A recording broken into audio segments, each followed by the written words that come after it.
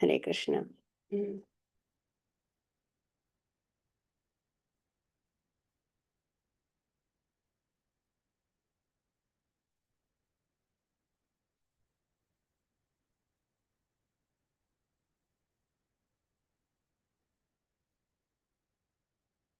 ஹரே கிருஷ்ணா.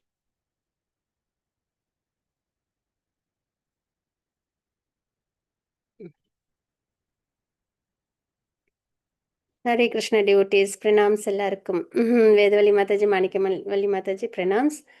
நம்ம அப்படியே நம்மளோட கிளாஸ் நம்ம நல்லபடியா ஸ்டார்ட் பண்ணுவோம். கிருஷ்ணாஸ் பிளெஸிங்ஸ். ஹரே ஹரே கிருஷ்ணா. நம்ம வந்து சாப்டர் 18ல இருக்கோம் பகவானோட அனுகிரகத்தில். அதில் நம்ம வந்து 44 வரைக்கும் நம்ம முடிச்சிட்டோம் கிருஷ்ணாஸ் பிளெஸிங். இப்போ நம்ம வந்து 45லேருந்து இன்னைக்கு நம்ம ஸ்டார்ட் பண்ணணும். 3 குணங்களில் எப்படி எப்படிலாம் செய்கிறவங்க இருப்பாங்க அதெல்லாம் நம்ம பார்த்தோம். ஒன்று நம்ம பார்க்கலாம். அதுக்கு முன்னாடி நம்ம வந்து மங்களாச்சரண் ஆஃபர் பண்ணிடுவோம் பகவானுக்கு, ஆச்சாரியர்களுக்கு, பரம்பரைக்கு. யாருக்கும் மங்களாச்சரண் ஆஃபர் பண்ண விருப்பம் இருக்கா? வேதவழி மாதாஜிக்கு யாருக்கும் இருக்கா? ஆஃபர் பண்ணணுமா? நான் பண்றேன் மாதாஜி. அவசியம் மாதாஜி. ஹரே கிருஷ்ணா. ஹரே கிருஷ்ணா. ஓம் நமோ பகவதே வாசுதேவாய. ஓம் நமோ பகவதே வாசுதேவாய. ஓம் நமோ பகவதே வாசுதேவாய. ஓம் ஞானதிமிராந்தஸ்ய ஞானாஞ்சனசலாக்கயா சக்ஷுருன்மீலிதம் येने तस्मै श्री गुरुवे नमः. श्री चैतन्य मनोभीष्टं स्थापितं येन भूतले स्वयं रूपः कथामहयं तदादि स्वपदान्तिकं देयक वन्देऽहं श्री गुरवे श्री युधपथकमलं श्री गुरु वैष्णवांश श्री रूपं चाक्रजातं सकगण रघुनाथविदं तं सजीवं साद्वैतं सावधूतं परिजनदहितं कृष्ण चैतन्य देवं श्री राधा कृष्ण पादान् सकगण ललिता श्री विशाखान्विदां श्री हे कृष्णा करुणा सिंधु दीनबंधु जगतपदे गोपेश गोपिका कांदा राधा कांदा नमस्तुते. तप्त कांचन गौरांगी राधा वृंदावनेश्वरी वर्षभानुसुते देवी प्रणामि हरिप्रिये. वाञ्छकल्पतरुभ्यश्च कृपा सिंधु पयये वच्च पतितानां पावनेभ्यो वैष्णवेभ्यो नमो नमः. जय श्री कृष्ण चैतन्य प्रभु नित्यानंद श्री अद्वैत गदाधर श्री वासादि गौरव भक्त वृंद. हरे कृष्णा कृष्ण कृष्ण हरे हरे, हरे राम राम राम हरे हरे. हरे कृष्णा कृष्ण कृष्ण हरे हरे, हरे राम राम राम हरे हरे. हरे कृष्णा कृष्ण कृष्ण हरे हरे, हरे राम राम हरे हरे. हरे कृष्णा माताजी. प्रणाम माताजी. हरे कृष्णा. ஹரே கிருஷ்ணா. பிரணாம்ஸ் மாதாஜி. ஹரி போல். ஹரே கிருஷ்ணா. கிருஷ்ணாவோட பிளெஸ்ஸிங்ஸில், பரம்பரை ஆச்சாரியர்களோட அனுகிரகத்தில் நம்ம வந்து நல்லபடியாக பகவத்கீதை 18வது அத்தியாயம் நம்ம பார்க்க போகிறோம். L2ல இருக்கோம். நம்ம லெவல் 2ல நல்லபடியாக கிரந்தத்தை உள்வாங்கணும், அதை நம்ம வாழ்க்கையிலையும் கடைபிடிக்கணும், கிருஷ்ணாவை கெட்டியாக பிடிச்சிக்கணும் அப்படின்னு பிரார்த்தனை பண்ணிக்கிட்டோம். ஹரி போல். ஹரே கிருஷ்ணா. 18வது அத்தியாயத்தில் அர்ஜுனன் வந்து தியாகம்னா என்ன, சந்நியாசம்னா என்னன்னு கேட்டிருந்தாங்க கொஷின். சந்நியாசம் அப்படின்றது செயலையே துறக்கிறது, தியாகம்ன்றது செயலின் பலன்களை துறக்கிறது அப்படின்னு வந்து நம்ம வந்து பார்த்தோம். அதுக்கப்புறம் பகவான் உபதேசம் கொடுத்துருந்தாங்க. அதுக்கப்புறம் வந்து முக்குணங்கள் இல்லை இது அந்த யாகம் தானம் தவம் இதெல்லாம் நம்ம அவசியம் செய்யணும் அப்படின்றதையும் பகவான் வந்து குறிப்பிட்டிருந்தாங்க. ஏன்னா அது நம்மள பியூரிஃபை பண்ணும். அந்த மாதிரி செயல்களை நம்ம ஈடுபடுத்தும் போது நம்ம நல்லபடியாக அந்த புனிதமான செயல்கள் இல்லையா, யாகம் தானம் தவம், அது எல்லாத்தையும் முக்கியமாக சாத்வீக குணத்திலேருந்து நம்ம பண்ணணும் அப்படின்றதையும் நம்ம தெரிஞ்சுக்கிறோம். ஸோ அந்த வகையில் நம்மளை பியூரிஃபை பண்ணும், அதனால நம்ம அவசியம் பண்ணணும், அதை வந்து கைவிடக்கூடாது அப்படின்னு பகவான் வந்து குறிப்பிட்டிருந்தாங்க உபதேசத்தில். அதுக்கப்புறம் தியாகத்தை வந்து துறவு அப்படின்றத வந்து சாத்விகுணம், ராஜசகுணம், தாமசகுணம் அதில் நம்மளுக்கு விளக்கம் கொடுத்துருந்தாங்க. அப்புறம் எந்த ஒரு செயலும் செய்யறதுக்கு 5 காரணங்கள் உண்டு அப்படின்றதையும் நம்ம பார்த்தோம். சரிங்களா? நான் மட்டும்தான் ஒரு செயலுக்கு காரணம் அப்படின்னு நம்ம நிறைய தடவை அந்த ஃபால்ஸ் இக்னரன்ஸில் நம்ம வந்துடுவோம். ஆனால் எந்த செயலும் நடக்கிறதுக்கு நம்ம மட்டும் காரணம் இல்லை, நம்மளையும் தாண்டி 4 காரணம், முக்கியமாக பகவான். அதை நம்ம வந்து தெரிஞ்சுக்கிறோம். அதுக்கப்புறம் வந்து ஒரு செயல் செய்ய தூண்டுறது என்ன, செய்யறது என்ன அப்படின்றத பார்த்தோம். அதாவது அறிவு, செய்பவன், அந்த அறியப்படும் பொருள், அதுக்கப்புறம் வந்துட்டு செய்பவன், அதை என்ஜாய் பண்ணுற புலன்கள், இதெல்லாம் நம்ம வந்து பார்த்தோம். அது எல்லாமே எப்படி எப்படி வந்து முக்குணங்கள்ல இருக்கு, அறிவு எப்படி இருக்கு, புத்தி எப்படி இருக்கு, மன உறுதி 3 குணங்கள் எப்படி இருக்கு அப்படின்றத பார்த்தோம். அதில் நம்ம எல்லாமே அந்த சாத்விக குணத்தில் என்ன இருக்கோ அதெல்லாம் நம்ம கண்டிப்பாக நம்ம எடுத்துக்கணும். ராஜச குணம், தாமச குணத்தில் இருக்கிறத நம்ம கண்டிப்பாக கைவிடணும். சாத்விக குணத்தில் நம்ம பழகும்போது தான் நம்ம அதுலேருந்து சுத்த சத்துவ குணத்தை நம்மளால அடைய முடியும். அதான் கேட்வே. சரிங்களா? ஸோ அதனால 3 குணங்களும் நம்மக்கிட்ட இருக்கும். அதில் இந்த ராஜச குணம், தாமச குணத்தை நம்ம கம்ப்ளீட்டாக ஒதுக்கி சாத்விக குணத்தில் நம்மளை நிலை பெறும்போது, நிலைநிறுத்தும்போது நம்மளால சுத்த சத்துவ குணத்தை அடைய முடியும். அதான் கிருஷ்ண பக்தின்றது. சரிங்களா? கிருஷ்ண பக்தி நம்ம பக்தி பண்ணுறோனால நம்ம வந்து சுத்த சத்துவ குணத்தில் தான் இருக்கோம்னு அர்த்தம். சரிங்களா? ஸோ அந்த வகையில் எல்லாமே நம்ம வரிசையாக பார்த்தோம். அதுக்கப்புறம் 4 வர்ணாசிரம தர்மம் அப்படின்றத நம்ம வந்து பார்த்தோம். வர்ணம், ஆசிரமம் அப்படின்னு. ஆசிரமன்றது பிரம்மச்சரி, கிரகஸ்தா, வானப்பிரஸ்தா, சன்னியாசின்றத பார்த்தோம். வர்ணம் அப்படின்றது பிராமணா, சத்ரியா, வைஷ்யா அண்ட் சூத்ரா அப்படின்றத பார்த்தோம். பிராமணா அப்படின்றவங்க சாத்விக குணத்துலேருந்து வர குவாலிட்டிஸ் உள்ளவங்க. அதே வந்து சத்ரியா அப்படின்றவங்க ராஜச குணம் அந்த குவாலிட்டிஸில் இருப்பாங்க. வைஷ்யர்கள் வந்து ராஜச குணம், தாமச குணம் கலந்துருப்பாங்க. அவங்க வந்து இந்த தொழில் பண்ணுறவங்க. சரிங்களா? அக்ரிகல்ச்சரு, அப்புறம் வந்துட்டு இந்த ஃபார்ம்லாம் பார்த்துக்கிறது, அதுக்கப்புறம் பசுவெல்லாம் பாதுகாக்கிறது, அப்புறம் இந்த பிஸ்னஸ் பண்ணாங்கள்ல ட்ரேடிங்லாம் அதெல்லாம். அதுக்கப்புறம் சூத்திரர்கள் அப்படின்றவங்க முழுக்க தாமச குணத்தில் இருக்கிறவங்க. அவங்க வந்து மற்றவங்க எல்லாருக்கும் கீழே இருப்பாங்க. ஆனால் பொதுவாக வர்ணாசிரமம் அப்படின்றத பார்க்கும்போது அரசன், சத்திரியன் இருக்காங்க அப்படின்னா அவங்க வந்து குருவோட கைடன்ஸில் தான் அவங்க ஆட்சி பண்ணணும். ஏன்னா குருவுக்கு தான் அந்த நாலேஜ் அப்படின்றது தெரியும். தர்மம், அதர்மம் தெரியும். அதன்படி அரசரை கைட் பண்ணுவாங்க. எந்த ஒரு சுச்சுவேஷன்லையும் ஹரே அரசர் வந்து கிருஷ்ணா மாதாஜி, வாழ்க வளமுடன். ஹரே கிருஷ்ண பிரபுஜி, பிரணாம்ஸ் பிரபுஜி. அரசர் அப்படின்றவங்க வந்து தானே எல்லா முடிவும் எடுக்க மாட்டாங்க. இப்போ உள்ள மாதிரி எல்லாத்துக்குமே என்ன பண்ணுவாங்கன்னா குருவோட கைடன்ஸை எடுத்துப்பாங்க. அதே மாதிரி வைஷ்யர்கள், சூத்திரர்கள் அரசரோட கைடன்ஸில் அவங்களோட செயல்களை அவங்க பண்ணுவாங்க. ஸோ இந்த மாதிரியான ஒரு அந்த க அந்த வேதம் அதோட அடிப்படையில் காட் சிவிலைசேஷன் சொல்லுவாங்க. சரிங்களா? அந்த வகையில் வந்து அந்த வர்ணாசிரம முறை வந்து ஃபாலோ பண்ணப்படுது. ஸோ அந்த வகையில் அந்த காலத்தில் பார்த்தோம் அப்படின்னா எல்லாருமே பகவானுக்கு பக்தர்களாக தான் இருப்பாங்க. அதாவது பிராமணர்களும் பகவானுக்கு பக்தர்களாக இருப்பாங்க, சத்திரியர்களும் பகவானுக்கு பக்தர்களாக இருப்பாங்க, ராஜ ரிஷிகளாக இருப்பாங்க. சரிங்களா? அதே மாதிரி வைஷ்யர்கள், சூத்திரர்களும் அவங்களோட செயல்களை பக்தி மார்க்கத்தில் செய்கிறவங்களா இருப்பாங்க. ஸோ இந்த மாதிரி எல்லாருமே கரெக்டாக பகவானுக்கு டெடிகேட் பண்ணுற லைஃபாக வாழ்ந்து அவங்களோட ஹியூமன் லைஃப்பை ப்ராக்ரஸ் பண்ணுறாங்கன்றதை பார்க்குறோம். இதுதான் வர்ணாசிரம தர்மத்தோட முறையாக பார்க்குறோம். சரிங்களா? ஸோ அதுக்கப்புறம் இப்போ நம்ம வந்து 18 இது வரைக்கும் நம்ம பார்த்தது இந்த 3 குணம். அதில் பிராமணர்களோட குணம் என்ன, சத்திரியர்களோட குணம் என்ன, வைஷ்யர்களோட குணம் என்ன, அதுக்கப்புறம் சூத்திரர்களோட குணம் என்னன்றதை பார்த்தோம். இப்போ நம்ம பார்க்க போகிறது 18.45 ஸ்லோகம். தனது குணத்திற்கு தகுந்த கடமைகளை பின்பற்றுவதால் அவங்கவுங்க அவங்க குணத்துக்கு ஏற்ற கடமைகள் தான் பின்பற்றணும். அதான் வரும். சரிங்களா? நம்மளோட குணம் என்னமோ அதுக்கு ஏற்ற மாதிரியான செயல்கள் தான் நம்மளால் பண்ண முடியும், கடமைகளை தான் பண்ண முடியும். சரிங்களா? ஒவ்வொரு மனிதனும் பக்குவம் அடைய முடியும் அப்படின்றத பகவான் சொல்கிறாங்க. அதை எவ்வாறு செயலாற்றுவது என்பதை என்னிடமிருந்து கேட்பாயாக என்பதை அதை இப்போ அதை வந்து பகவான் வந்து நமக்கு உபதேசம் பண்ண போகிறாங்கன்றதை பார்க்குறோம். 46 ஸ்லோகத்தில் யாரிடமிருந்து எல்லா உயிர்வாழிகளும் தோன்றினரோ, யாரு? பகவான். சர்வ காரண காரணம் அவங்ககிட்டேருந்து தான் எல்லாருமே உருவாகியிருக்காங்க. யார் எல்லா இடங்களிலும் பரவியுள்ளாரோ பகவான் தான். அவங்க எனர்ஜி மூலயமா எல்லா இடத்துலையும் பரவியிருக்காங்க. முத்துக்கள் வந்து நூலால் கோக்கப்பட்டிருக்கிற மாதிரி பகவானோட அந்த சக்தியினால் எல்லாமே இயங்கிட்டு இருக்கு அப்படின்றதை நம்ம படிச்சிருக்கோம் 7வது அத்தியாயத்தில். அந்த இறைவனை தனது சொந்த கடமை செய்வதால் அப்படின்றத பார்க்குறோம். அவங்கவுங்களுக்கு என்னென்ன கடமை இருக்கோ, இப்போ சத்திரியன் அப்படின்னும் போது இப்போ அர்ஜுனன் சத்திரியன் என்ன பண்ணணும் அவங்க தர்மத்துக்காக அப்புறம் வந்து பகவானுக்காக போர் பண்ணணும் இல்லையா? ஸோ அந்த வகையில் அவங்களோட கடமையை அவங்க செய்யணும். அப்போ அந்த கடமையை செய்வதால் வழிபட்டு மனிதன் பக்குவத்தை அடைய முடியும். அவங்க செய்கிற அந்த சத்திரிய தர்மத்தையே பகவானுக்காக செய்யும்போது அது டிவோஷனல் சர்வீஸ் ஆயிடுது. அது மாதிரி ஒரு பிராமணன் அவங்க செய்ய வேண்டிய கடமையை பகவானுக்காக செய்யும்போது டிவோஷனல் சர்வீஸ் ஆயிடும். அதே மாதிரி தான் வைஷ்யர்கள் சூத்திரர்கள். சரிங்களா? இதுல வந்து யாருமே வந்து ஒரு சத்திரியன் வந்து ஒரு பிராமணன் ஆகிறதோ, இல்லைன்னா ஒரு பிராமணன் வந்து சத்திரியன் ஆகிறதோ, இல்லை ஒரு வைஷ்யன் வந்து சத்திரியன் ஆகிறதோ, அந்த மாதிரி எதுவும் மாத்தி பண்ணவே வேண்டாம். அதுதான் பகவான் சொல்றாங்க.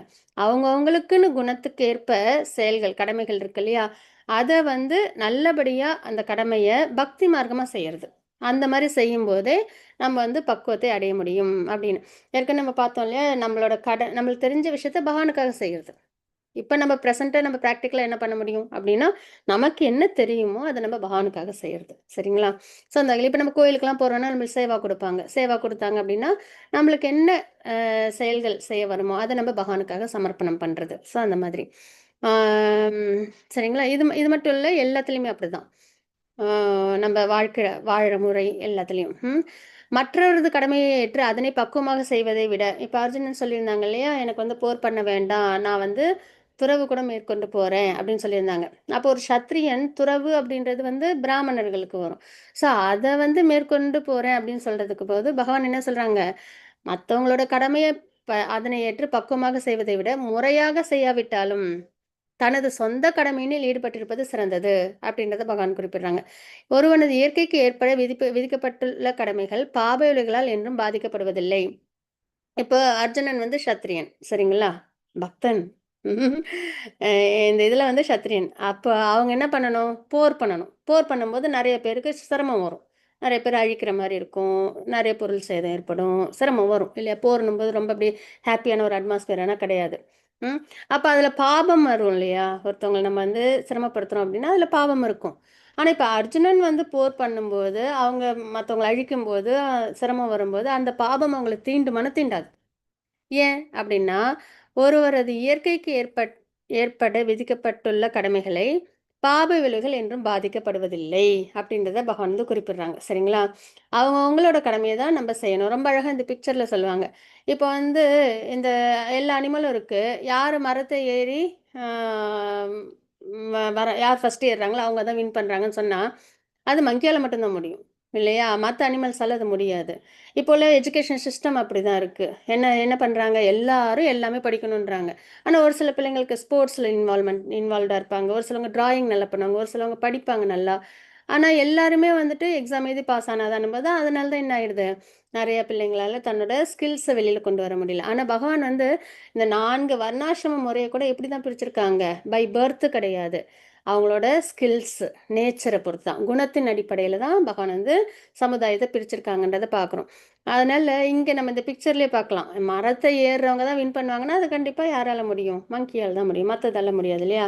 ஸோ அதனால அவங்கவங்க தர்மத்த இதுல வந்து மத்தவங்க எல்லாரும் போய் அதையே செய்யணும்னு நினைச்சா மரத்த ஏறணும்னு நினைச்சா அது முடியாத காரியம். அதனால மற்றவரது கடமையை ஏற்று அதை பக்குவமாக செய்வதை விட முறை முறையாக செய்யட்டும், தன்னோட கடமையை நம்ம வந்து நல்லபடியா செய்யணும். அதுல வர பாபங்கள் என்னைக்கும் நம்மள தீண்டாது அப்படின்றத பகவான் ரொம்ப அழகா குறிப்பிடுறாங்கன்றத பார்க்குறோம். சரிங்களா? ஸோ நம்மளோட கடமை என்ன? நம்மளோட தர்மம் என்ன? நம்ம வந்து இப்ப நம்மளுக்குள்ள ஒரு கொஸ்டின் வரும். நான் வைஷ்யனா? சூத்ரனா? நான் வந்து அ க சத்திரியனா? பிராமணனா? அப்படின்னு. இந்த கலியுகத்துல எல்லாருமே சூத்ரர்கள் தான். யாருமே வந்துட்டு ஒரு நிலையான பிராமணனாவோ, இல்ல ஒரு நிலையான சத்திரியனோலாம் கிடையாது. இந்த கலியுகத்த பொறுத்தவரைக்கும் எல்லாருமே சூத்திரர்கள் தான். சரிங்களா? ஸோ அந்த வகையில நமக்கு அந்த குழப்பம் விட்டு போச்சு. அதே மாதிரி நம்மளோட கடமைய நம்ம என்ன பண்ணிடணும்? பகவானுக்காக நம்ம செய்யணும். சரி, இதுல இன்னொரு விஷயம் என்னன்னா, நம்ம வந்து சரீரம் சார்ந்த விஷயத்துல யோசிக்கிறதுக்கு முன்னாடி ஆன்மீகத்துல நம்ம யாரு? நம்ம சோல். அந்த சோல்ன்ற வகையில நம்மளோட தர்மம் என்ன? அப்படின்னா, நம்ம தர்மம் பகவானுக்கு பக்தி பண்றது. ஸோ அந்த கடமைய நம்ம நல்லபடியா பண்ணணும். அதுதான் இங்க இம்பார்ட்டன்ட்டு. சரிங்களா? நம்ப சோல், ஆத்மா அதுல எந்த சந்தேகமும் இல்ல. ஏன்னா நெறைய தடவ நம்ம படிச்சுட்டோம். சரீரம்ன்றது ட்ரெஸ் மாரி, ஆத்மா தான் நித்தியமானதுன்னு. அந்த ஆத்மாவோட கடமை என்ன? பகவானுக்கு பக்தி பண்ணணும். அப்ப அத நம்ம பரிபூர்ணமா பண்ணணும். நம்மளோட கடமை என்ன பண்ணணும் நம்ப? பெர்ஃபெக்ட்டா நம்ம பண்ணணும். அப்படின்றத நம்ம தெரிஞ்சுக்கிறோம். அப்ப நம்ம எந்த கடமை, எந்த செயல் நம்ம பண்ணாலும், அதில் நம்ம தர்மம் அப்படின்றது என்னென்னா, நான் பகவானுக்கு பக்தி சேவையில் ஈடுபடுறது அப்படின்றத நம்ம நல்லபடியாக புரிஞ்சுக்கிட்டு நம்ம ப்ராக்டிக்கலாக இம்ப்ளிமெண்ட் பண்ணணும். சரிங்களா? நம்ம லைஃப்பில். அப்போ நெருப்பு புகையால் சூழப்பட்டிருப்பதைப் போல ஒவ்வொரு முயற்சியிலும் ஏதேனும் ஒரு தோஷத்தால் சூழப்பட்டுள்ளது. நெருப்பு எரியும்போது புகைன்றது இயல்பாக வரும் இல்லைங்களா? அது மாதிரி நம்மளோட கடமைகள் ஏதாவது இப்போ ஒரு விவசாயம் பண்ணுறாங்கன்னு வச்சுக்கோங்களேன். அந்த விவசாயத்தில் என்ன ஆகும்? அவங்க மண்ணை வந்துட்டு உழும்போது அதில் உள்ள அந்த சின்ன சின்ன பூச்சிகள்லாம் வந்து இறக்க நேரிடும் இல்லைங்களா?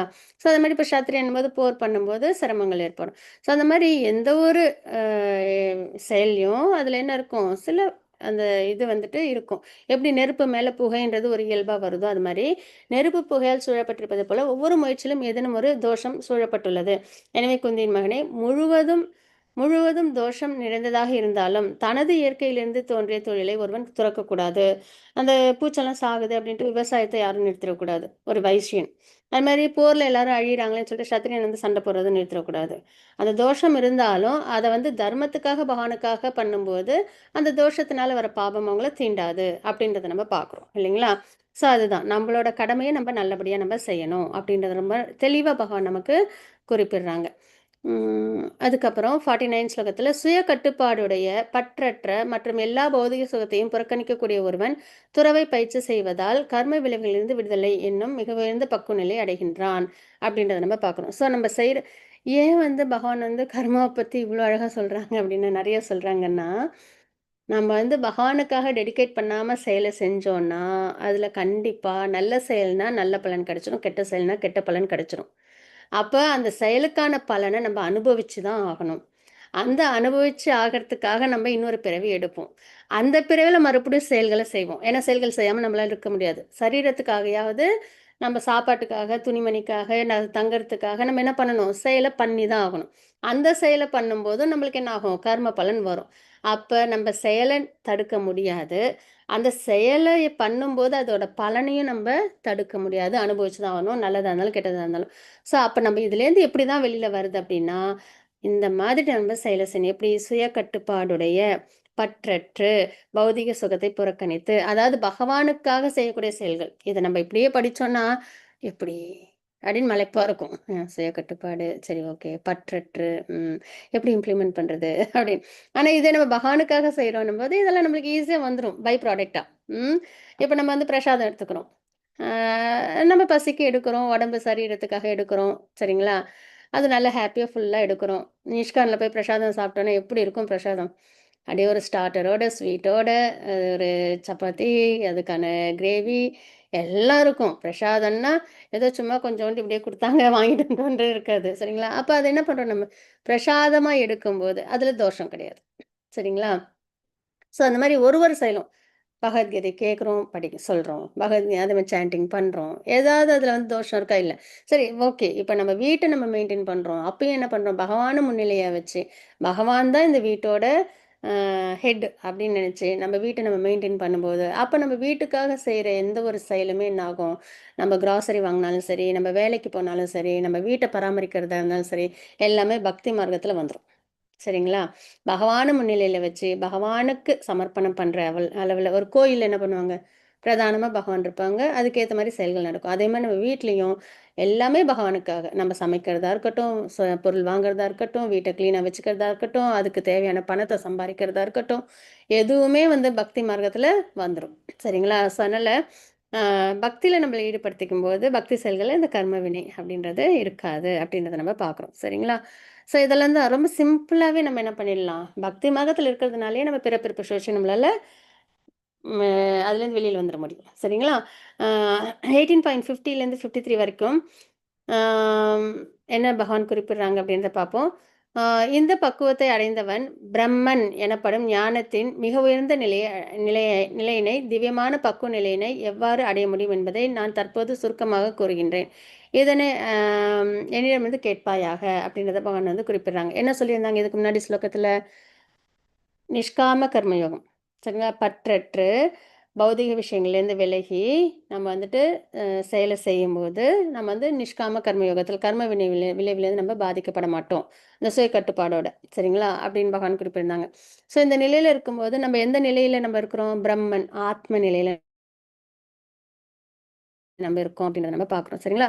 ஸோ இது பத்தின உபதேசங்கள பகவான் நமக்கு குடுக்குறாங்கன்றத பார்க்குறோம். தனது புத்தியினால் தூய்மை அடைந்து இப்ப நம்ம புத்தி வந்து தூய்மை அடையுது. சரிங்களா? நம்மளுக்கு தெரியுதுல்ல. பற்றற்று, சுய கட்டுப்பாடோடு, அதுக்கப்புறம் வந்துட்டு பௌதிக விஷயத்திலேருந்து விலகி செயல்கள் அப்படிங்கும்போது நம்மளுக்கு எது தெரியுதே. சாஸ்திரத்தின் மூலியமா நம்ம தெரிஞ்சுக்கிறோம் இல்லையா? ஸோ அந்த வகையில புத்தி வந்து தூய்மை அடையுது. புத்தி தூய்மையா இருந்தா தான் சாஸ்திரம். புத்திக்கு என்ன வேணும்? நாலேட்ஜ். நாலேட்ஜ் என்ன? வேதம். வேதம் முழுசா படிக்க முடியாது. என்ன படிக்கணும்?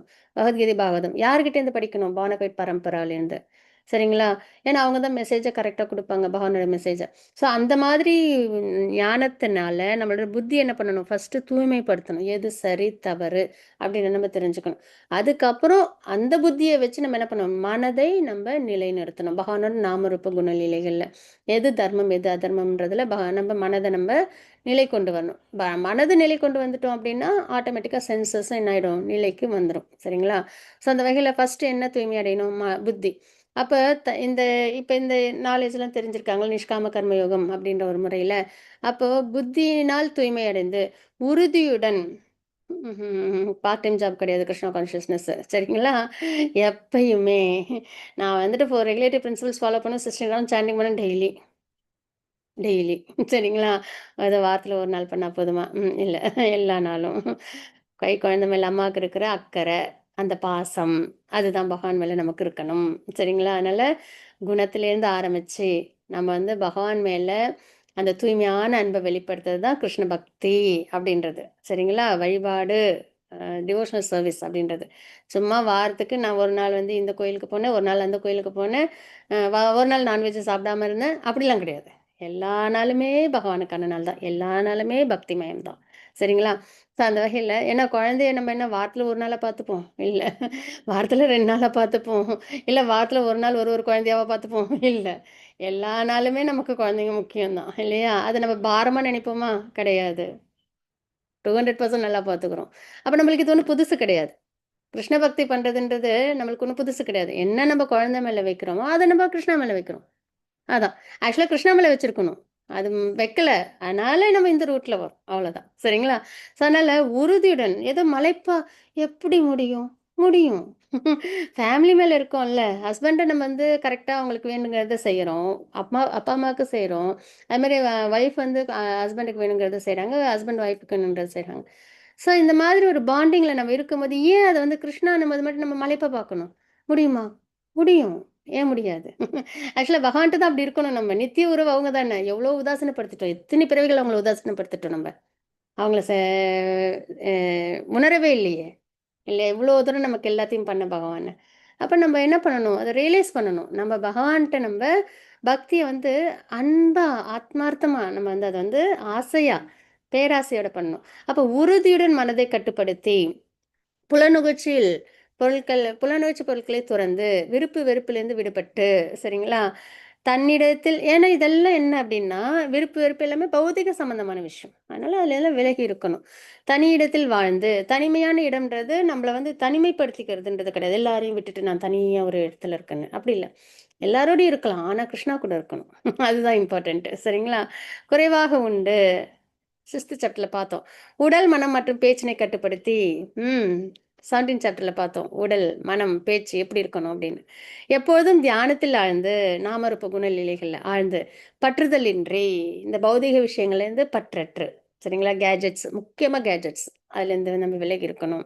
சரிங்களா? இந்த மாரி பல விஷயங்கள். அகங்காரம், அத வந்து இல்லாம, சரிங்களா? பொய்யான வலிமை, பொய்யான பெருமை, காமம், கோபம் மற்றும் ஜடப்பொருளின் உரிமை அது எல்லாமே என்னது தான். நான் எனது அந்த ஒரு நிலையில. சரிங்களா?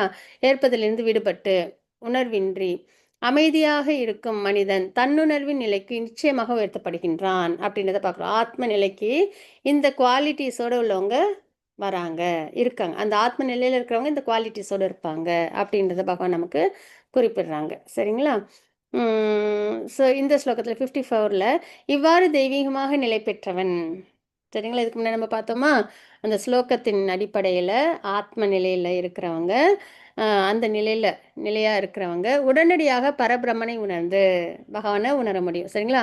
இன்பம் நிறைந்தவன் ஆகின்றான். அந்த அல்டிமேட் அந்த பிளிஸ் ஆத்மால அந்த பரமானந்தம் அப்படின்னு பார்க்குறோம் இல்லையா? அந்த பிளிஸ்ஸ அவங்க வந்து ரியலைஸ் பண்ணுறாங்கன்றதை பார்க்குறோம். அவன் என்றும் கவலைப்படுவதில்லை, எதுக்காகவும் கவலைப்பட மாட்டாங்க. நெருப்பில் கொண்டு போய் போட்டாலும், மலை உச்சிலேயும் தள்ளி விட்டாலும், கவலை இல்லை, புலம்பல் இல்லை, ஏக்கம் இல்லை, பயம் இல்லை.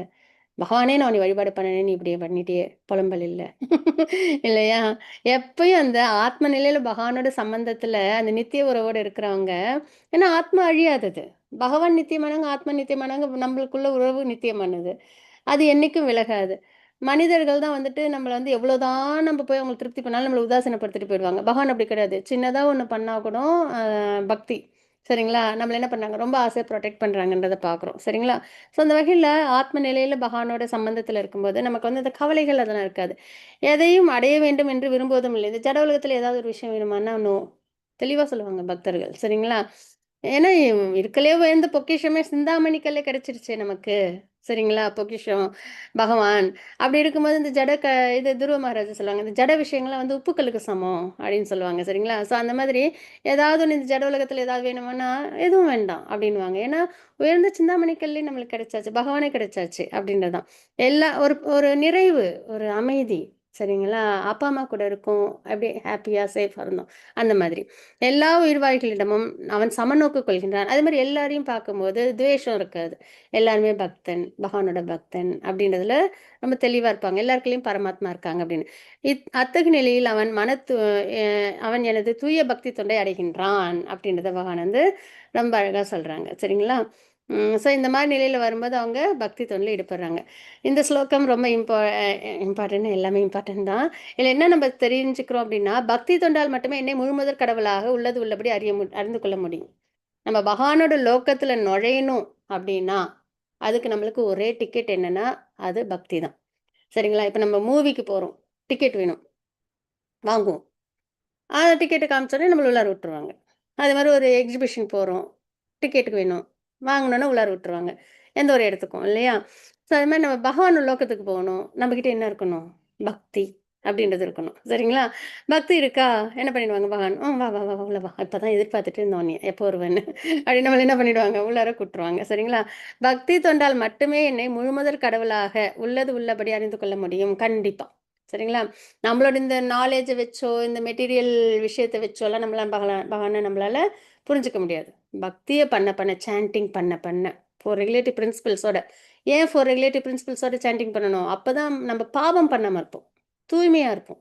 அதனால அந்த 4 ரெகுலேட்டிவ் பிரின்சிபிள்ஸோட நம்ம என்ன பண்ணணும்? பக்திய நம்ம பண்ணணும். அந்த பக்திய பண்ண பண்ண பகவான் நாம ரூப குணலீலைகள் கேட்க கேட்க, டிவோட்டீஸ் அசோசியேஷன்ல இருக்க இருக்க நம்மளுக்கு என்ன ஆகும்? அந்த புரிதல் நல்லபடியா பகவத்கீதை பாகவதம் கேட்கும்போது நம்மளுக்கு புரிதல் நல்லபடியா வரும். அப்ப பகவானை நம்ம நல்லபடியா புரிஞ்சுக்க முடியும். என்னை பற்றி முழுமையான உணர்வை அத்தகு பக்தியினால் அடையும் பொழுது, பக்தியினால பகவானோட நம்ப புரிஞ்சுக்க முடியும் இல்லையா? அவங்க என்ன பண்ண முடியும்? பகவானோட திருநாட்டிற்குள் நுழைய முடியும் அப்படின்றத நம்ம பார்க்குறோம். ஓகேங்களா? அதுதான். சில இதுல வந்து 2 இன்னொரு அந்த முக்தியிலே 5 வகையில சாயுஜ்ய முக்தின்றது பகவானோட நானு 2 கலந்துருவேன் அப்படின்ற ஒரு எண்ணத்துல இருப்பாங்க. அது வந்து அவ்வளோ உயர்ந்தது கிடையாது. நம்ம வந்து பகவானோட லோகத்துல பக்தியில நம்ப கைங்கரியம் பண்ணணும். சரிங்களா? பகவான் வேறு, நம்ம வேறு. பகவான் விபு, நம்ம அணு. அவங்க அன்லிமிட்டட், நம்ம லிமிட்டட். பகவானுக்கு எல்லாம் தெரியும், நமக்கு அவ்வளவும் தெரியாது. சரிங்களா? பகவானுக்கு பூர்ண சக்தி இருக்கு, நம்மளுக்கு கொஞ்சம் சக்தி தான் இருக்கு. ஸோ அதெல்லாம் அந்த டிஃபரன்ஸோட ச சச்சிதானந்த அதாவது அச்சிந்த பேத அபேத தத்துவம். சைத்தன்ய மகாபிரபு குடுத்தது. குவாலிட்டி வைஸ் ஒண்ணு சச்சிதானந்த ஸ்வரூபம். ஆனா குவான்டிட்டி வைஸ் டிஃபரன்ஸ். அந்த நிலையில நம்ம என்ன பண்ணணும்? பகவானுக்கு நம்ம பக்தி பண்ணணும் அப்படின்றத பார்க்குறாங்க. இதுல என்ன எக்ஸாம்பிள் நம்ம பார்க்குறோம் அப்படின்னா, அ பகவானோட நம்ம வந்து மெர்ஜ் ஆயிடுவோம்னு சொல்றாங்கல்ல, அது வந்து முடியாது. ஏன் அப்படின்னா, ஆத்மா ஒண்ணு தனித்துவத்தோட இருக்கும். சரிங்களா? அந்த தனித்துவம்ன்றத எக்ஸ்பிளைன் பண்ற விஷயங்கள் தான் இந்த ஸ்லைட்ஸ். என்ன அப்படின்னு பார்த்தோம்னா, இப்ப வந்து மீன் வந்து தண்ணீல இருக்கும். கடல்லயோ இல்லன்னா வந்து ஆ இதுலயோ இருக்கும். அ ஆறுலயோ இருக்கும். அந்த மீன் வந்து தண்ணீல இருக்கும். அது முழுகி தான் இருக்கும். ஆனா தண்ணியோட அது கலந்திருக்கான்னா கிடையாது. தண்ணி தனியா தான் இருக்கும், மீன் தனியா தான் இருக்கும். இல்லையா? ஆனா அது தண்ணிக்குள்ளார அது இருக்கிற மாரி தான் இருக்கும். ஸோ அது மாதிரி தான் பகவானும் நம்மளும் வேறு வேறு. ஒண்ணா ஐக்கியமாகறதுன்றது முடியாது. அப்படின்றத நம்ம தெரிஞ்சுக்கிறோம். அதே மாரி இங்க இந்த மரத்துல வந்து ஒரு பச்சை கிளி இருக்கு அப்படின்னா, அது பார்க்க அப்படியே மெர்ஜ் ஆன மாரி இருக்கும். ஆனா அது அப்படியே 2 கலந்துருதா மரத்தோடனா? இல்ல. கிளி தனி தான், மரம் தனி தான். இல்லையா? ஸோ அது மாரி எப்பயுமே ஆத்மான்றது தனித்துவத்தோட தான் இருக்கும். அ பகவான் அப்படின்றது வந்து நம்ம வந்து பார்க்குறோம். சரிங்களா? ஸோ இது வந்து செகண்ட் சாப்டர்லேயே ஆத்மாவை பற்றி படிக்கும்போது பார்த்துப்போம், தெரிஞ்சுட்டுப்போம். ஆத்மாவுக்கு தனித்துவம்ன்றது உண்டு. அந்த தனித்துவத்தில் தான் நம்மளுக்கு அந்த ஃப்ரீ வில் கிடைக்கும். அதில் தான் நம்ம பகவானோட இந்த இந்த 5 ரசத்தில் ஏதோ ஒரு ரசத்தில் நம்ம பகவானுக்கு பக்தியும் பண்ணுவோம். சரிங்களா? ஸோ அதனால் ஆத்மாவுக்கு தனித்துவம்ன்றது உண்டு அப்படின்றத நம்ம தெரிஞ்சுக்கிறோம். 56 ஸ்லோகத்தில் எல்லா விதமான செயல்களில் ஈடுபட்டிருந்தாலும் யாரு? பக்தன். இதுக்கு முன்னாடி நம்ம பார்த்துட்டோம். என்ன ஸ்லோகம் பார்த்தோம்? பக்தி தொண்டால மட்டும்தான் பகவான் லோகத்தை அடைய முடியும், பகவானை புரிஞ்சுக்க முடியும், பகவானை பார்க்க முடியும். சரிங்களா? ஸோ அந்த மாதிரி இருக்கிற பக்தன் எல்லாவித செயல்களில் ஈடுபட்டிருந்தாலும் தனது எனது தூய பக்தன் எனது பாதுகாப்பின் கீழ் எனது கருணையினால் நித்தியமான அழிவற்ற இடத்தை அடைகின்றான் அப்படின்றத பகவான் வந்து குறிப்பிடுறாங்க. ஏற்கனவே 12th சாப்டர்லையும் பார்த்தோமா, இம்பர்சனலாக ரூபம் இல்லாமல் வழிபாடு பண்ணுறவங்க அவங்களே முயற்சி பண்ணி பகவான் அடையணும், அஷ்டாங்க யோகம்லாம் ஃபாலோ பண்ணி. ஆனால் பக்தி யோகத்தில் வரவங்க ரூபத்தோட வழிபாடு பண்ணுறவங்க பகவானே அவங்கள வந்துட்டு கரை சேர்க்கிறாங்கன்னு பார்த்தோம். அதே மாதிரி யார் ஒருத்தவங்க பக்தியில் தூய பக்தியில் சரிங்களா ஈடுபட்டிருக்காங்களோ அப்படிப்பட்ட தூய பக்தனுக்கு பகவான் என்ன பண்ணுறாங்க? முழு பாதுகாப்பை கொடுக்குறாங்க அப்படின்றத நம்ம பார்க்குறோம் அவங்களோட கருணையினால. சரிங்களா? அந்த மாதிரி நம்மளுக்கு கருணை பகவான் பண்ணும்போது நம்ம என்ன பண்ண முடியும்? பகவான் லோகத்தை நம்ம அடைஞ்சிட முடியும். நமக்கெல்லாம் அந்த கருணை இருக்குது பாருங்க. யாருக்கும் இல்லை இது. நமக்கு என்ன என்ன பகவான் நமக்கு கருணை பண்ணியிருக்காங்க? நல்ல அங்கீகரிக்கப்பட்ட பரம்பரையில் நம்மளை கொண்டு வந்து விட்டுருக்குறாங்க. பகவத்கீதை பாகவத்தை என்னன்னு தெரிஞ்சுக்கணுன்ற அந்த ஒரு இன்வால்மெண்ட்டை கொடுத்துருக்காங்க. அதில் நம்ம மனித பிறவி கொடுத்துருக்காங்க இல்லையா? அதில் நம்ம வந்து நல்லபடியாக கேட்குற அளவுக்கு சரீரத்தில் நம்மளுக்கு ஹெல்த்தையும் அந்த அந்த நேரம் அந்த எல்லாமே இல்லைங்களா? இன்டர்நெட் கனெக்ஷன்லேருந்து எல்லாமே வச்சுக்கோங்க. எல்லாமே நம்மளுக்கு கொடுத்துருக்காங்க. ஸோ அந்த வகையில் ஒரு ஆன்மீக பரம்பரையில் இந்த மாதிரி டிவோட்டிஸ் அசோசியேஷன் கொடுத்துருக்காங்க. ஸோ இதெல்லாம் தான் கருணை. என்ன பண்ணுறாங்க பகவான்? கருணையினால் பகவானோட கருணைன்றது ரொம்ப நமக்குலாம் ரொம்ப அலாதியாக கொடுத்துருக்காங்க. சரிங்களா? நம்ம என்ன பண்ணணும்? பகவானை இன்னும் நல்ல பக்தி பண்ணி பகவானோட லோகத்தை நம்ம அடைஞ்சிடணும் அப்படின்றத நம்ம பார்க்குறோம். சரிங்களா? ஸோ அந்த வகையில் இப்போ வந்து நம்ம 57 ஸ்லோகம் பார்க்குறோம். எல்லா செயல்களிலும் என்னையே சார்ந்து பேசுகிறோமா? பகவானோட நாமரூப குணலீலைகள். ஆஃபீஸ் போனாலும் அதே தான். சரிங்களா?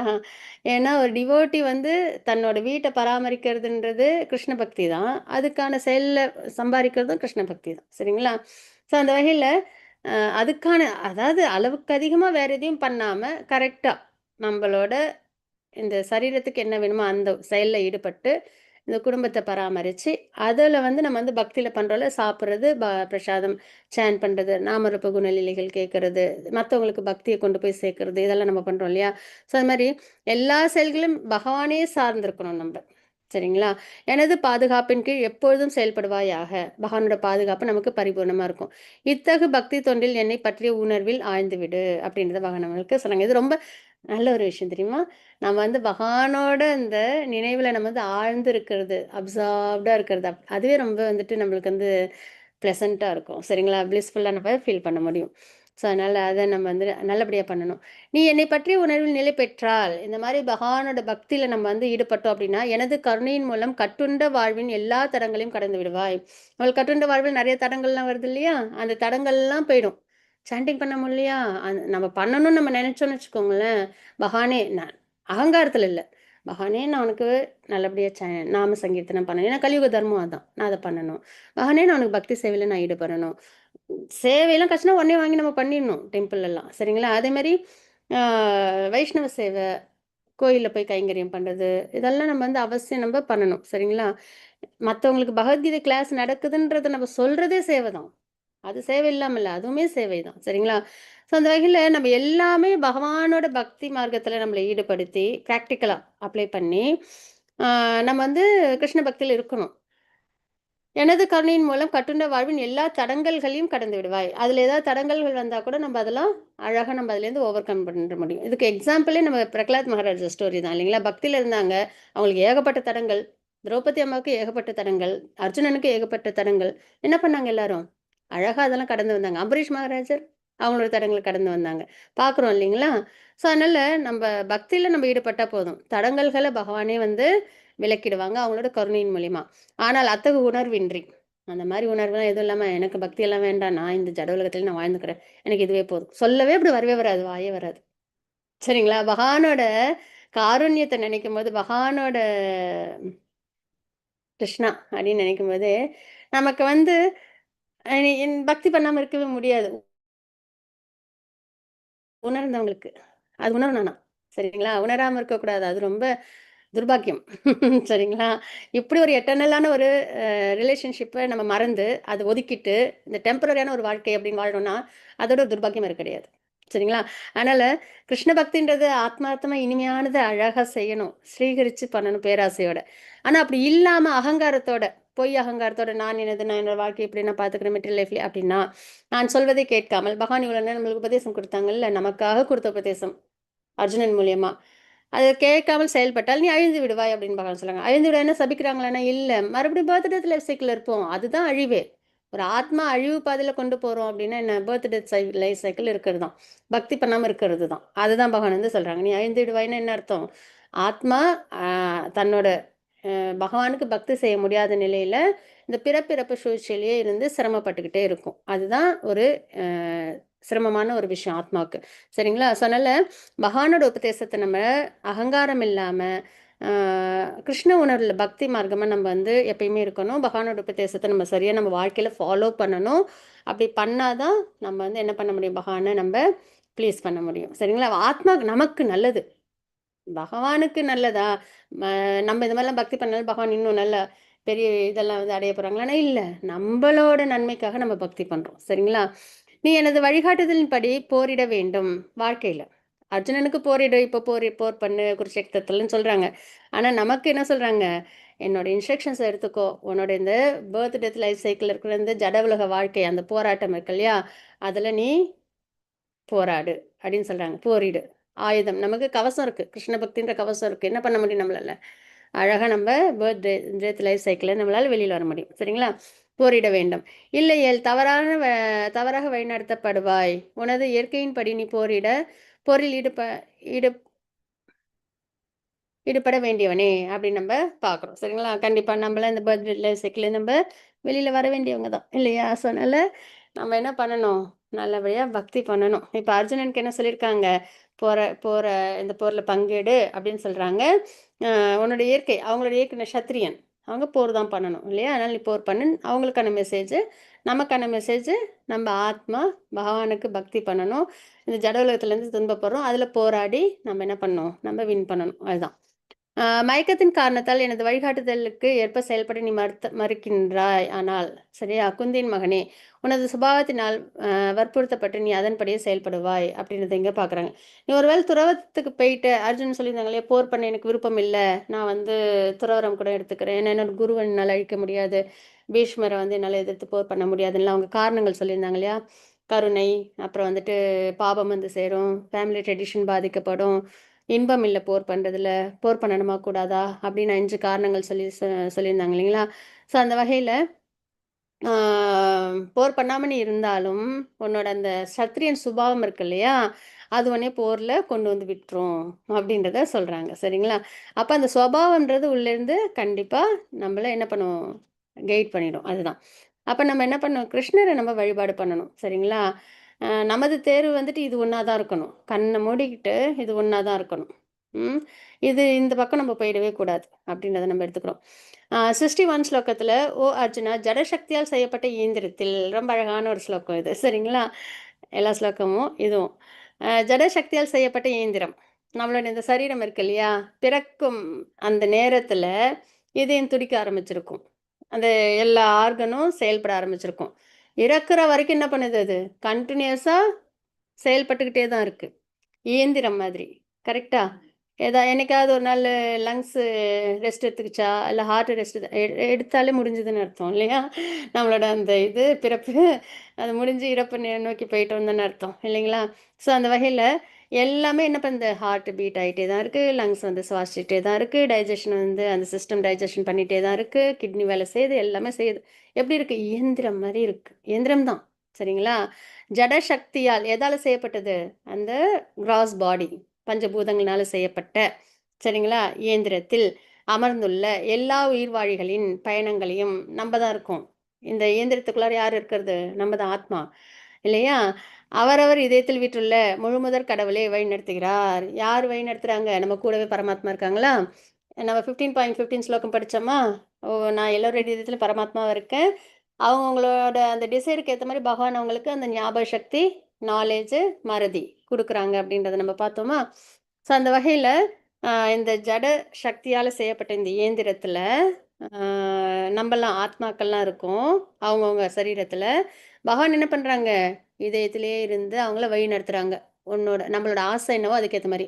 நான் பக்தி பண்ணி, நான் பகவான் அடைஞ்சிரணும். இந்த மாரி. சரிங்களா? இந்த மாரி. இப்ப நம்ப ஆத்மா தான் தேர்வு பண்ணணும். நான் பக்தி பண்றேன் அப்படின்னு தேர்வு பண்ணா, பகவான் அதுக்கேத்த மாரி வழி நடத்துவாங்க. இல்ல நான் பக்தி பண்ணல, நான் இந்த ஜட உலகத்திலே இருந்துக்கிறேன் அப்படின்றவங்கள அதுக்கேத்த மாரி வழி நடத்துவாங்க. சரிங்களா? ஸோ இந்த தேர்வுன்றது, அந்த ஃப்ரீ வில்ன்றது யாரு எடுக்கிறது? ஆத்மா தான். சரிங்களா?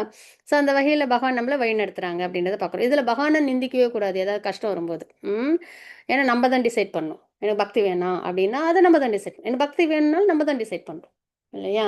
ஸோ அந்த டிசைர்ன்றது நம்ம கிட்ட தான் இருக்கு. ஸோ அதுக்கேத்த மாரி பகவான் என்ன பண்றாங்க? வழி நடத்துறாங்க. ஏன் கட்டாயப்படுத்துறது இல்லன்றதுக்கு நெறைய தடவ நம்ம ஆன்சர் சொல்லிட்டோம். கிருஷ்ண பக்தின்றது அன்பின் வெளிப்பாடு. கட்டாயப்படுத்தி வர்றது கிடையாது. அது நிக்காது ஸ்திரமா. இல்லைங்களா? உணர்ந்து வரணும் அன்புன்றது. அதுதான். ஆ பரத வழி தோன்றலே அவரிடம் முழுமையாக சரணடைவாயாக. இப்படி நம்மள வழிநடத்துறாங்கல்ல பகவான். அப்படிப்பட்ட பகவான் கிட்ட நம்ம என்ன பண்ணணும்? கம்ப்ளீட்டா சரணாகதி பண்ணணும். அதுதான். சரிங்களா? சரணாகதின்ற தூய அன்ப நம்ம வெளிப்படுத்தணும் பகவானுக்காக மட்டும். பொசசிவ் நம்ம மேல. யாராவது நம்ம மேல பொசசிவ் வந்து ரொம்ப ஹேப்பியா இருப்போம்ல. பகவான் நம்ம மேல அவ்ளோ பொசசிவ். என்கிட்ட மட்டும் அப்படின்னு இருப்பாங்க. சரிங்களா? நம்ம என்ன பண்றோம்? பகவான் இந்த 2 குருவியும் அதுதான். ஒண்ணு பரமாத்மா, ஒண்ணு ஜீவாத்மா. பகவான் நம்மள பார்த்துக்கிட்டே இருப்பாங்க. நம்மளோட டிசைர் என்னவோ அதுக்கேத்த மாரி அவங்க வழி நடத்துறாங்க. ஜட உலக ஆசைகள் தான் டிசைர்னா அதுக்கேத்த மாரி வழி நடத்துறாங்க. பக்தி அப்படின்ற வரும்போது அந்த நிலையில நம்மள வழி நடத்துறாங்க. சரிங்களா? ஸோ அதுதான். ஜட உலக ஆசைகள்ல இருக்கும்போது மாயாசக்தி நம்மள கைட் பண்ணுவாங்க. ஆன்மீகத்துல இருக்கும்போது ராத்தாராணி அம்மா நம்மள கைட் பண்ணுவாங்க. அதுதான். பரத வழி தோன்றலே அவரிடம் முழுமையாக சரணடைவாயாக. அந்த பகவான்ட்ட நம்ம என்ன பண்ணிடணும்? இதயத்துல இருக்கிற பகவான்ட்ட சரணாகதி. இவ்வளோ நாளா என்கிட்ட இருந்தீங்களே, இதயத்திலே இருக்கீங்களே, நான் எந்த பிறவில ஒரு ஸ்டூல்ஸ்ல வொர்ம்ஸா இருந்தாலும் என்னை விட்டு போகல. எவ்வளோ காருண்யம். அதே மாரி நான் வந்துட்டு ஒரு தாழ்ந்த பிறவில இருந்தாலும் என்னை விட்டு போகல. இந்த மனித பிறவிலயும் என்னை விட்டு போகல. எப்பயுமே என் கூடவே இருக்கீங்களே பகவானே! உங்கள நான் கண்டுக்காம இப்படி நான் வந்து உணராம இப்படி நான் என்ன பண்ணிட்டேன்? வாழ்ந்துட்டேனே! பல ஜென்மங்களா? 1 ஜென்மம், 2 ஜென்மம் இல்ல. பல ஜென்மங்களா? அது நினைக்கும்போது நம்மளுக்கு வேதனையா இருக்கும். சரிங்களா? அதனால அப்படிப்பட்ட பகவான் நம்ம இதயத்துல இருக்கிற அப்படிப்பட்ட கிருஷ்ணாவ நம்ம என்ன பண்ணணும்? சரணாகதி பண்ணணும். ஆசையா பண்ணணும். சரிங்களா? அதுதான் பண்ணணுமே. மத்தது எதுவுமே பண்ணலனாலும் பரவால்ல. அத பண்ணாலே போதும். அவரது கருணையினால் தெய்வீக அமைதியையும், உன்னதமான நித்திய இடத்தையும் நீ அடைவாய் அப்படின்றத பகவான் நமக்கு குறிப்பிடுறாங்க. சரிங்களா? அதுதான்.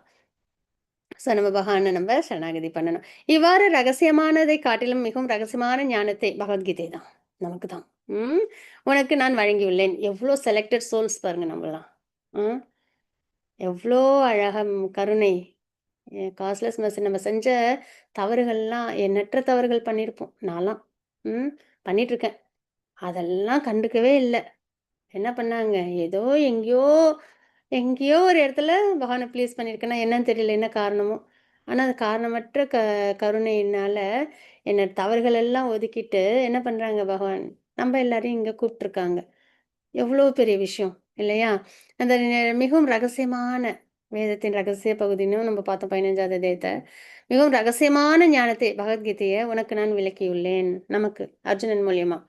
நம்மள செலக்ட் பண்ணி, காரணமற்ற கருணைய கொடுத்து அழகா சொல்லியிருக்காங்க. இதனை முழுமையாக கவனமாக சிந்தித்து, படிச்சது எல்லாத்தையும் சிந்திக்கணும். சரிங்களா? "நீ செய்ய விரும்புவதை செய்." ம். அதுதான் நம்மளோட தேர்வு இதுல. சரிங்களா? இப்ப நான் எல்லாம் சொல்லிட்டேன் உனக்கு. செய்ய வேண்டியது எல்லாமே நம்மளுக்கு குடுத்துட்டாங்க. இப்ப நம்ம பக்தி பண்ணலன்னா, அதுக்காக உனக்கு நானு இவ்ளோ தூரம் சொன்னேனே! அட்வைஸ்லாம் பண்ணேனே! உனக்கு இன்ஸ்ட்ரக்ஷன் நீ ஒண்ணும் உனக்கு சுவாச காற்று குடுக்க மாட்டேன். உனக்கு நான் வந்து சாப்பாடு குடுக்க மாட்டேன். எதுவும் அப்படின்னா பகவான் சொல்றாங்க, "இல்ல." இப்படிதான் பக்தி வேணாமா? சரி பரவால்ல. உனக்கு என்ன வேணுமோ அத நான் குடுக்குறேன் வாழ்வாதாரத்துக்கு. அப்ப எவ்ளோ பகவானோட குணம் எவ்வளோ உயர்ந்ததா இருக்கு. நம்ம பிள்ளைங்க நம்ம பேச்ச கேட்கலன்னா எவ்ளோ கோவம் வரும் நமக்கு. இல்லையா? இவ்வளோ தூரம் பொறுமையா அட்வைஸ் பண்ணிட்டு, மறுபடியும் செய்யறத தான் நான் செய்வேன்னு செஞ்சா நம்மளுக்கு எவ்ளோ கோவம் வரும். இல்லையா? ஆனா பகவான் என்ன பண்றாங்க? அதான் அவங்க அந்த கம்ப்ளீட் ரினவுன்ஸ்டா அதான் பகவான். சரிங்களா? ஸோ அதனால நம்மளோட தேர்வு பகவானா இருக்கணும். இப்படிப்பட்ட உயர்ந்த பகவான நம்ம ஆசாசியா பக்தி பண்ணணும். அப்படின்றது நம்மளோட தேர்வாவே இருக்கணும். சரிங்களா?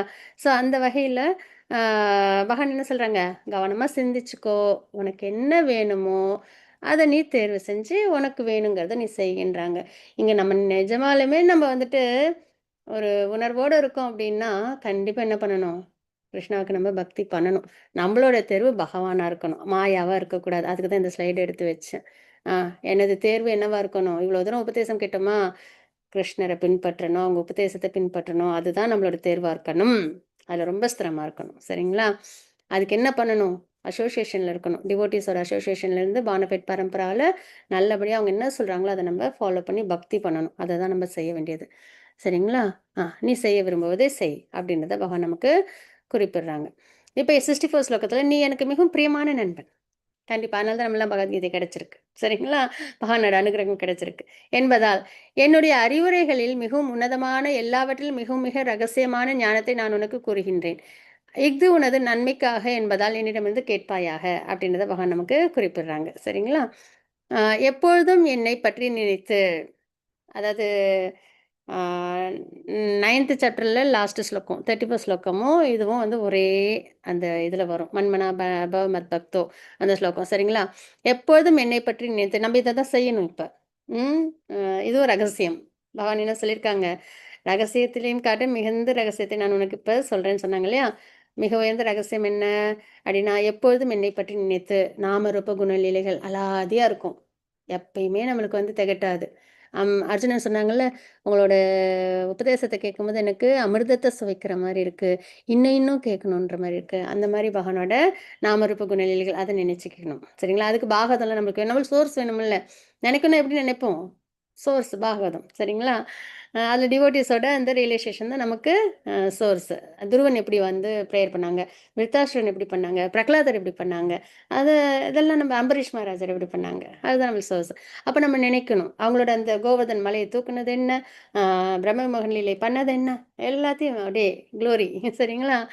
ஸோ அந்த மாதிரி நினைத்து எனது பக்தனாகி பகவானுக்கு இவங்களுக்காக வேறு யாருக்காகிறது, பக்தன் ஆகினும் பகவானுக்கு என்னை வழிபட்டு உனது வணக்கங்களை எனக்கு சமர்ப்பிப்பாயாக.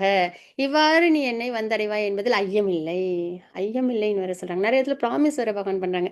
நீ எனக்கு மிகவும் பிரியமான நண்பன் என்பதால். அதனால தான் நம்மள இங்க இருக்கோம். சரிங்களா? எவ்வளோ பெரிய அனுகிரகம் பாருங்க நமக்கு. இந்த சத்தியத்தை ப்ராமிஸ் பண்றாங்க. சும்மா சொன்னாலே நம்ம பண்ணணும். சரிங்களா? நான் உனக்கு இந்த சத்தியத்தை நான் உனக்கு அளிக்கின்றேன் அப்படின்னு பகவான் சொல்றாங்க. ஸோ இப்படிப்பட்ட கருணைமிக்க பகவானுக்கு நம்ம என்ன பண்ணணும்? பக்தி. நம்மளோட தூய ஆம், இதயபூர்வமான ஆத்மார்த்தமான தூய அன்பு. அதை வந்து நம்ம வந்து பக்தி அதை நம்ம கொடுக்கணும். சரிங்களா?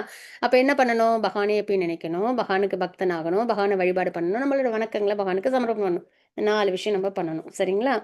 அதுதான் நம்ம வந்து தெரிஞ்சுக்கணும். எல்லா விதமான தர்மங்களையும் துறந்து சர்வதர்மான் பிரத்யக்ஷ. சரிங்களா? எவ்வளோ பொசசிவ் பாருங்க நம்ம மேல. ம் ம் எல்லா விதமான தர்மங்களையும் துறந்து, இது வரைக்கும் நம்ம என்னென்னமோ தர்மம்லாம் பண்ணியிருப்போம். தேவர்கள் வழிபாடு பண்ணியிருப்போம். ஏதேதோ விஷயங்களை நம்ம வாழ்க்கையில் ஃபாலோ பண்ணியிருப்போம்.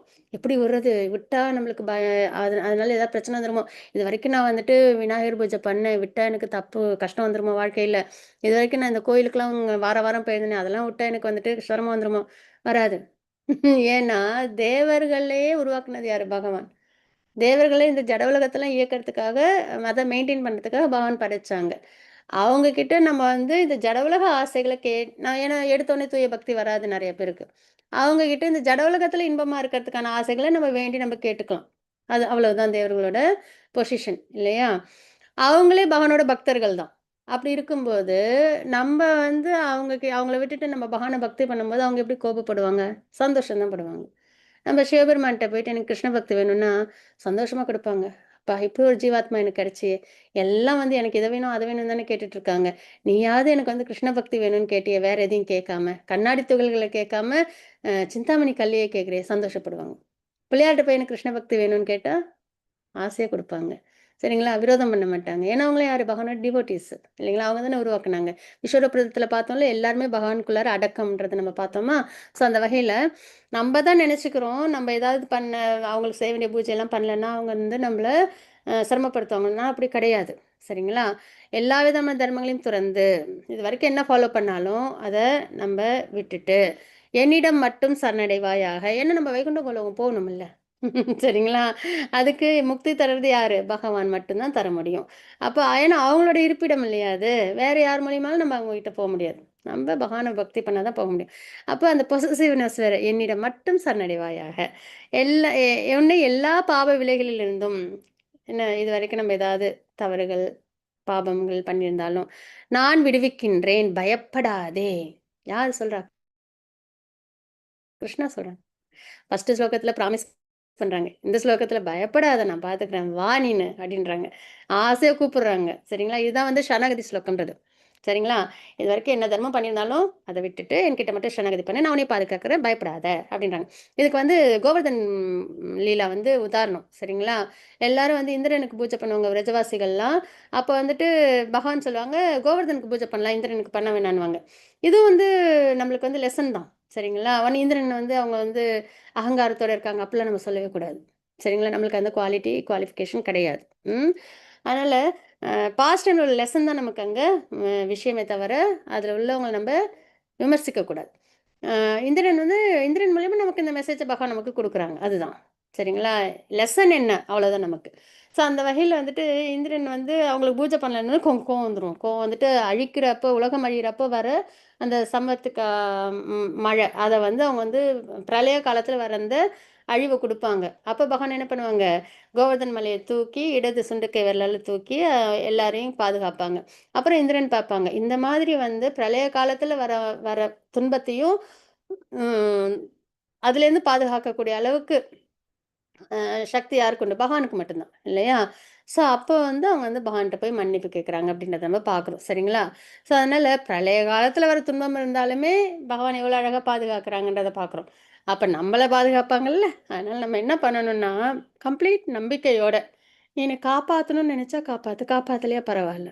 ஆனா நான் உனக்கு தான் பக்தி பண்ணுவேன்." அந்த மாதிரி நம்ம வந்து அந்த ஆத்மார்த்தமான அன்ப பகவான்ட்ட நம்ம வெளிப்படுத்தணும். அவங்க காப்பாத்தாம விட மாட்டாங்க. சரிங்களா? ஹரே கிருஷ்ணா. ஏன்னா பிரகலாதர எவ்வளோ அழகா பாதுகாத்தாங்கன்னு பார்க்குறோம். சரிங்களா? ஸோ அதனால எல்லா விதமான தர்மங்களையும் துறந்து என்னிடம் மட்டுமே சரணடைவாயாக மட்டுமேன்ற வார்த்தை ரொம்ப இம்பார்ட்டன்ட்டு. சரிங்களா? இங்க ஒரு கால், அங்க ஒரு கால் வராது. அதுக்கப்புறம் உன்னை எல்லா பாப விளைகளிலிருந்தும் நான் விடுவிக்கின்றேன். பயப்படாதே. இத வந்து நான் ரொம்ப பகவான் என் மேல பொசசிவா இருக்கிறது தான் எனக்கு வந்துட்டு பெர்சனலா ஃபீல் ஆகும். ச சரி அவ்வளோ பொசசிவா இருக்கிற பகவான் நான் ஏன் பக்தி பண்ணக்கூடாது? இதோ அப்படின்ட்டு பண்ண வேண்டியது தான். இந்த ரகசிய ஞானம் தவமில்லாதவர்களுக்கோ, பக்தி இல்லாதவர்களுக்கோ, பக்தி தொண்டில் ஈடுபடாதவர்களுக்கோ, என் மீது பொறாமை உள்ளவர்களுக்கோ ஒருபோதும் விளக்கப்படக்கூடாது அப்படின்றத சொல்றாங்க. சரிங்களா? இப்ப பகவத்கீதை உபதேசத்த யாருக்கெல்லாம் சொல்லக்கூடாது? தவம் இல்லாதவங்களுக்கு. சரிங்களா? ஏன்னா ரகசிய ஞானம். பகவானோட ஐஸ்வர்ய ஞானம் பார்க்குறோம். பகவான் நமக்கு கொடுத்த நெறைய விஷயங்கள்லாம் நம்ம அவங்களோட ஆப்புலன்ஸ் பார்க்குறோம்.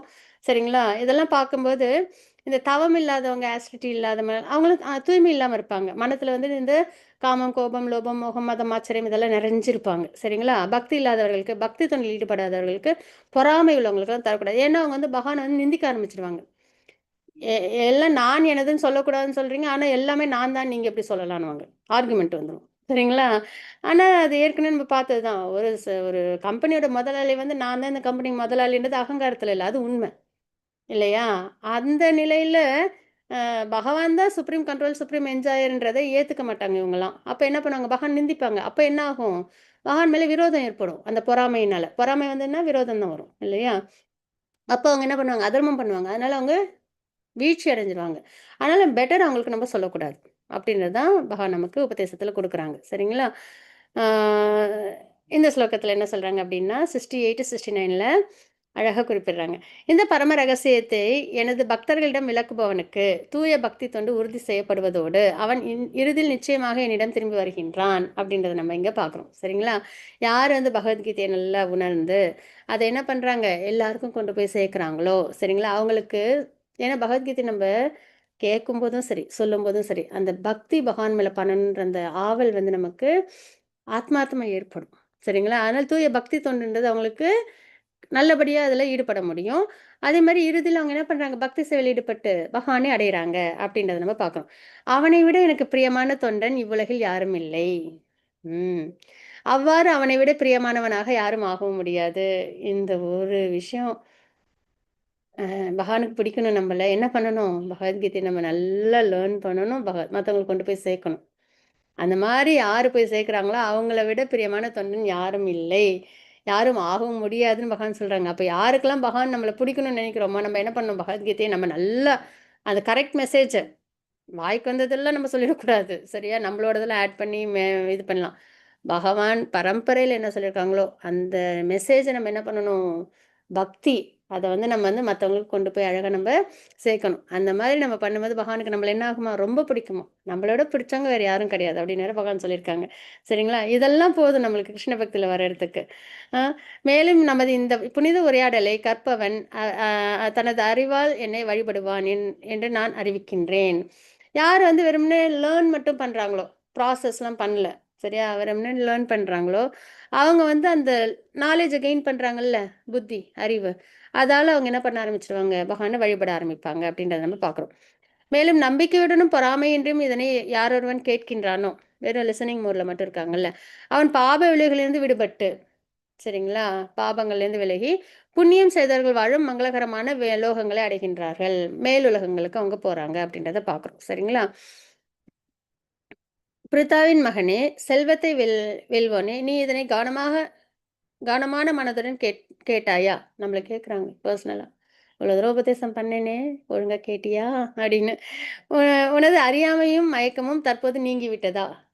இருந்த அந்த நாலேஜ் இல்லாமல் என்னென்னமோ பண்ணிட்டு இருந்தோம்ல, அந்த அறியாமை, அந்த மயக்கம், அதெல்லாம் வந்துட்டு போயிடுச்சா? கேரிங்காக கேட்குறாங்க. சரிங்களா.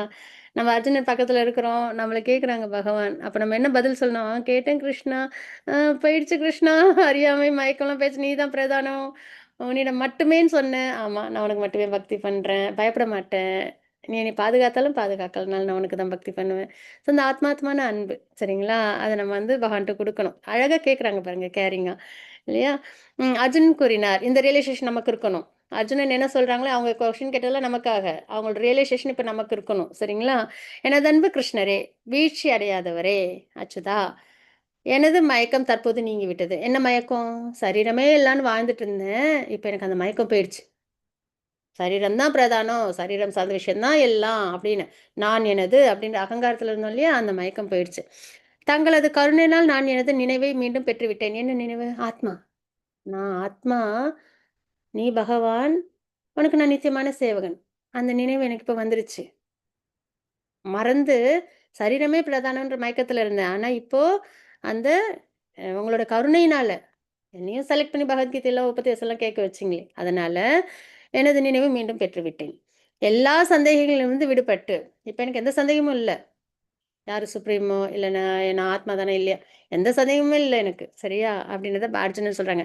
நான் தற்போது உறுதியுடன் உள்ளேன். எதில்? பக்தி பண்ணுறதுல. சரிங்களா. அர்ஜுனன் வந்து அவங்க அது போர் பண்ணுற விஷயத்தில் அவங்க வந்துட்டு தெளிவாக சொல்லிட்டு இருக்காங்க. ஆனால் நம்மளோட ரியலைசேஷன் வந்து உறுதியோடு இருக்கின்றதுல எதில் இருக்கிறோம்? கிருஷ்ணா தான் சுப்ரீம், நான் ஆத்மா, நான் பகவான் நித்திய சேவகன், அதில் நம்ம உறுதியோடு இருக்கிறோம். தங்களது உபதேசங்களின்படி செயல்பட தயாராக உள்ளேன். நீங்கள் எனக்கு எப்படி உபதேசம் பண்ணீங்களோ அந்த வகையில் நான் பக்தி மார்க்கத்தில் அக்கர்மா, அப்புறம் சுத்த சத்துவகுணத்திலேருந்து பக்தியில் என்னை நான் ஈடுபடுத்திக்கிறேன் அப்படின்றதுல அதில் நான் தயாராக இருக்கேன் அப்படின்றத அர்ஜுனன் சொல்கிறாங்க, நம்மளும் சொல்கிறோம். சரிங்களா. அதுக்கப்புறம் இப்போ சஞ்சய்ன்னு சொல்கிறாங்க. அர்ஜுனன் வந்து சொல்லியாச்சு. ஸ்டார்டிங் வந்து திருதராஷ்டிரர் கொஸ்டின் கேட்டாங்க, சஞ்சயன் வந்துட்டு எக்ஸ்ப்ளனேஷன் கொடுத்துட்ருக்காங்க. அந்த இடத்துல தான் அர்ஜுனனும் பகவானுக்குமான அந்த ஒரு கான்வர்சேஷன் வருது. அது அப்படியே சஞ்சயன் வந்து திருதராஷ்டிரர்கிட்ட சொல்லிட்டு இருந்தாங்க இல்லையா. ஸோ இப்போ சஞ்சயன் வந்து திருதராஷ்டிரர்கிட்ட சொல்கிறாங்க. சஞ்சயன் கூறினார், இவ்வாறு கிருஷ்ணர் அர்ஜுனன் எனும் இரு மகாத்மாக்களுக்கு இடையிலான உரையாடலை நான் கேட்டேன். இதான் நம்மலாம் கேட்கணும். நம்மளோட ஸ்கிரிப்சர்ஸ் ஃபுல்லாக பார்த்தீங்கன்னா கான்வர்சேஷன் தான். யாராவது ஒருத்தவங்க கேள்வி கேட்பாங்க, யாராவது அதுக்கு இது உபதேசம் கொடுப்பாங்க. சரிங்களா. பாகவதம், பகவத்கீதை எல்லாமே. ஸோ அந்த வகையில் நம்ம வந்து சும்மா ஏதோ ஒன்று டிவியில் போடுறாங்க, அதில் போடுறாங்க, அதெல்லாம் கிடையாது. யாரோ ஒருத்தவங்க 2 பேர் பேசுகிறாங்க, இந்த டாக் ஷோ, இந்த டிவியில் நியூஸு, அதெல்லாம் கேட்டால் ஒன்றும் நடக்க போகிறதில்ல. நம்ம கேட்குறது யாரோடதாக இருக்கணும்? மகாத்மாக்கள், பகவானுக்கும் டிவோட்டிஸ்க்குமானது, டிவோட்டிஸ் அசோசியேஷனில். இவ்வாறான அவங்களோட உரையாடலை கேட்கறதுனால நம்மளுக்கு என்ன கிடைக்குது? நாலேஜ், இல்லையா? உயர்ந்த லாபம் கிடைக்குது நமக்கு.